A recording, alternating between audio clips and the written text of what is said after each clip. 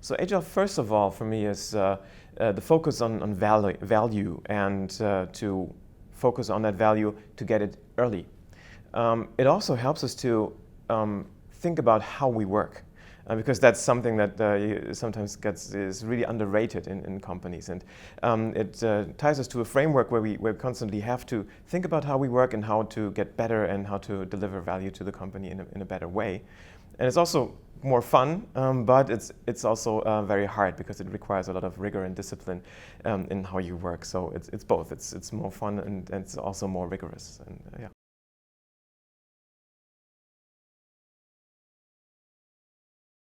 Obstacles are, sometimes we have been not rigorous enough so that we didn't progress as fast as we wanted, and in retrospect we could have sped that up. But then I think two things that we faced and that kind of surprised us was how leadership transformation was really a key point to all of this. We as managers and as a leadership team, we had to transform the way how we worked and how we thought about our jobs. This is a fundamental change, it posed quite some obstacles to overcome because you have to change yourself, and that's hard to do. And then the other thing is a completely different approach to quality, because the ways of working are so much different, and you want to shorten the time from where you have a deliverable ready and then you get it out into the market, that was also quite challenging to get quality at the right point in time and don't have long testing phases. What really helped us was our big room planning meetings. So every few months we invite the whole team, like 70 people or so, into one big room for 2 days, and we create a plan for the next few months.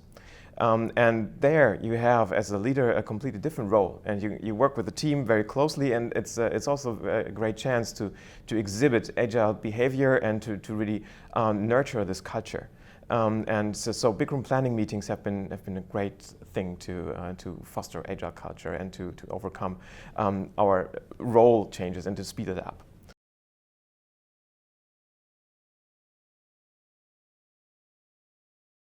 So when we first started big room planning, we did it very much by the book because we used the Scaled Agile framework to guide us through our ways of working. So it was a little bit more stiff than it is today. In the process, we learned a lot about how to get to good results. Because at the end of big room planning, you have a confidence vote. So everybody raises their hand, fist of 5. How confident are you that the plan will work, the plan that we just created in the last 2 days? And in the first big room planning meetings, we had the situation that we were not so much confident at the end. I figured out, okay, why does that happen? Because everybody is in the room and everybody's building the plan over 2 days, but then in the end we're not confident anymore.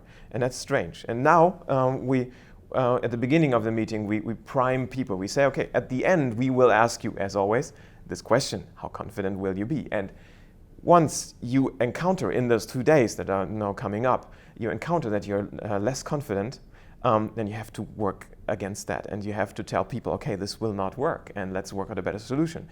Don't voice only at the end your concerns about risks and maybe too much work, but do it in the process.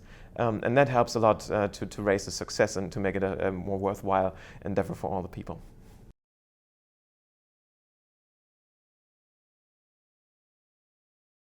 When you enter into an agile transformation, I think it's really important that you do it consciously.